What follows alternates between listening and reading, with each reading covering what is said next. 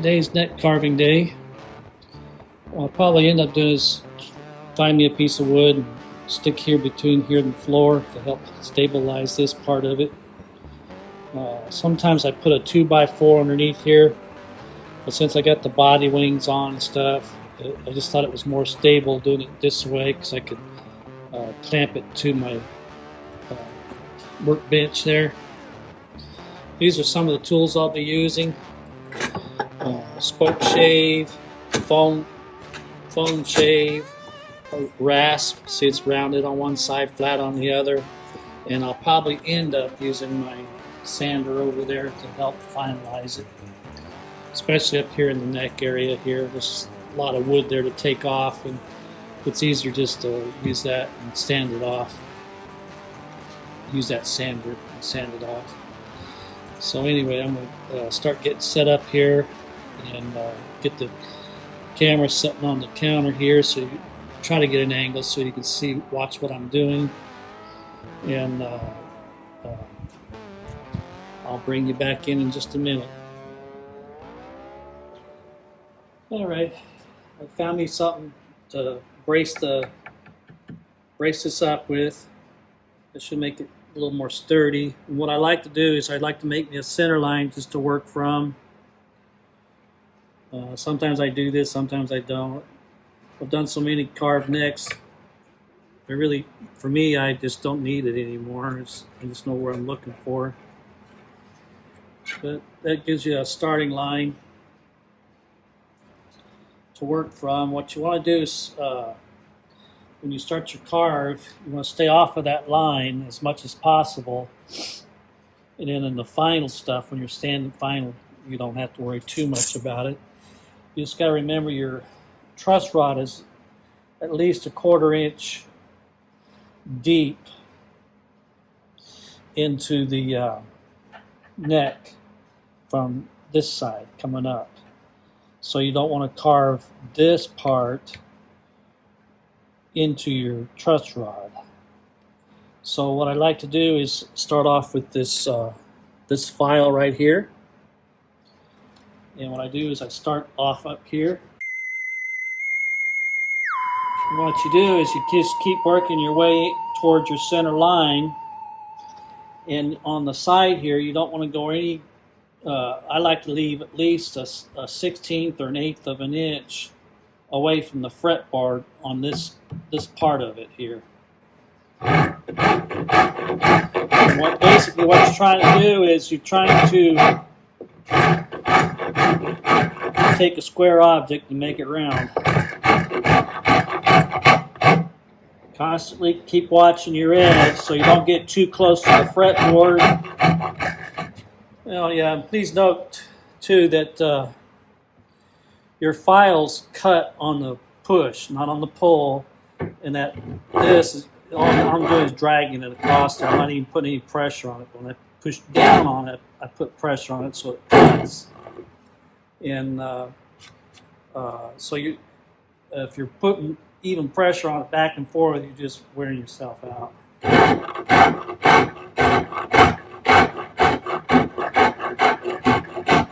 Same thing on this. You want to keep watching because see, I'm getting pretty close to my fretboard over there, so that means I need to stay off of it now. There you go, something like that. Now what I'll do is I'll duplicate that on this end over here, and then once I get those grooves cut on both ends, then I'll take the spoke shave and that foam shave and start to form the neck. And then when I get wore out, I'll go to the sander.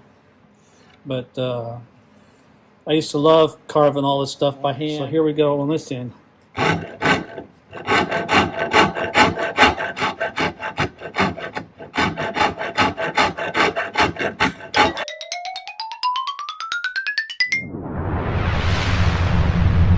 I have to mention this while I'm doing this.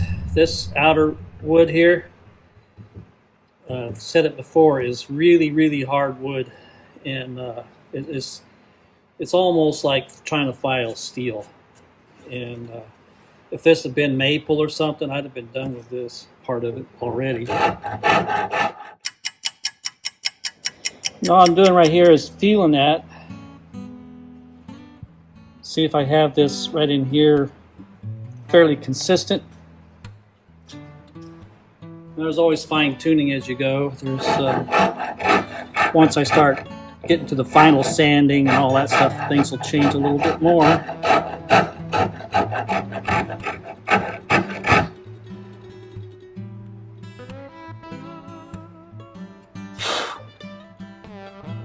There we go. That feels fairly even across there. So now what I'll do is take the spoke shave. I've had this spoke shave for a long time now. I had given it to my son because at one point I wasn't going to make any more guitars, so I just gave him all most of my stuff after I sold my shop many years ago. It's probably been probably about 10 or 12 years ago since I sold the shop. And I just picked it back up again, strictly as a hobby. Anyway, what you want to do now with the spoke shave is you want to start off by cutting that edge off.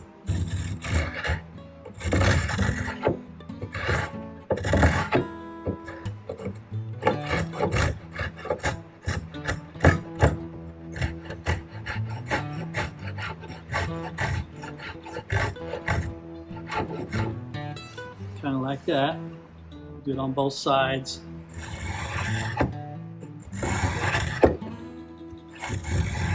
It's funny how each side cuts a little different than the other side.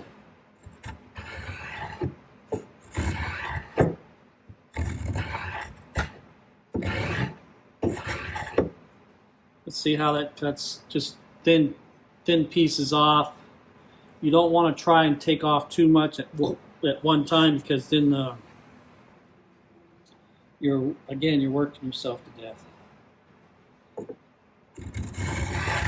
It's a little tricky getting the blades set just right on the spoke shave, on a plane of any kind. At least I think it is. I think it's a little tricky.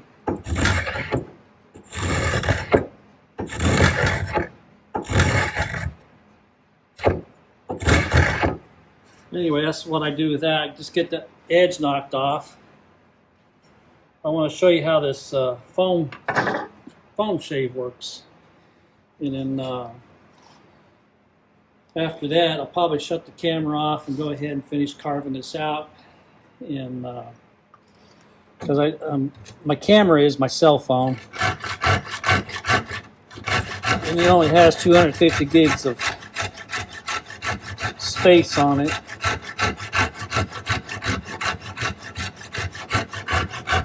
So you can basically do the same thing with your spoke, with this foam shave. Again, all you're trying to do is cut that edge.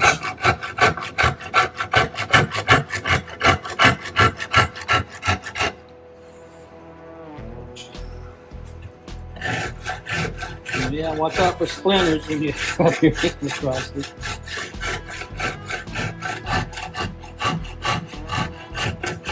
Learn that some hardwoods, if you get a splinter from some of them, man, I'll tell you what, they can really fester up. Cause you all kinds of hurt. So anyway, you can see how that's starting to take shape there.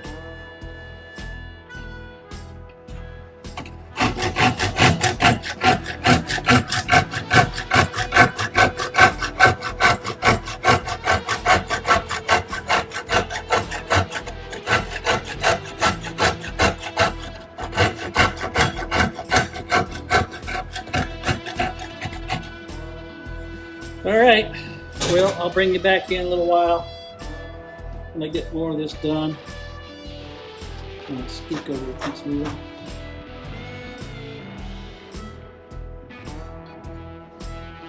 But you get the gist of it all. I'll bring you back in once I get her pretty well finalized here. I'll talk to you all later. All right, here it is, roughed in. It's got a long ways of sanding and stuff to go yet. Trying to get a better angle on it here. As you can see, I'm working my way up the neck here. This will be next. But there's the start of the heel. Still had a lot of sanding to go. My electric sander can only go so far in there, so all this is going to have to be shaped by hand. I still have some places here. See if I can get this all steel flogging long enough. Where the grinder hit it. See the sanding marks? I got sand all that out yet. There's a little tiny low spot right here, so that means that whole neck has to come down yet. What I'll do is I'll get some sandpaper and I'll do the horseshoe thing where you just sand it back and forth, back and forth, back and forth until it starts to even out. But it looks like the chevrons are going to come out okay. I was a little worried about that, but they're looking good. But alrighty, I'll talk to y'all later. Okay, so where I'm stopping today. I'm done. I'm beat, and I need to go in now and rest and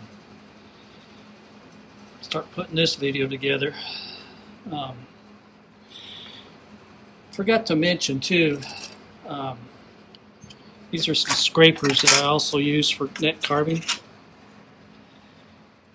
Scrapers and paper. Here's another little tip. This is 120. I should get an 80 grit one I have. This was for my oscillating sander over there, and the one half was all dead, and so I just took scissors, cut it in half, and then cut the end off. And what you can do is you can take that and wrap that around there and sand that. This lasts a lot longer than regular sandpaper. So tomorrow I think that's what I'll do. I'll find an 80 grit one I have, make me another one of those, set of those, and works out really well because they're nice and long when you cut them like that, and it gives you a lot more sanding area when you're sanding with it. But anyway, there's the chevrons. I think they came out pretty cool looking. Get my feet out of the picture. So anyway, tomorrow I'll finish this heel up, and then I'll do the glute here, and then see where I go from there tomorrow. But I've expanded enough energy for one day. It's starting to get hot out here today. It's not really hot, but it's hotter than it's been. Let's put it that way. You know, it's like at the from mid to upper 80s today. But my blood pressure medicine kicks in, I get overheated. So anyway, BOA because of age. All right, y'all, you have a good day, and I'll talk at you soon. Bye.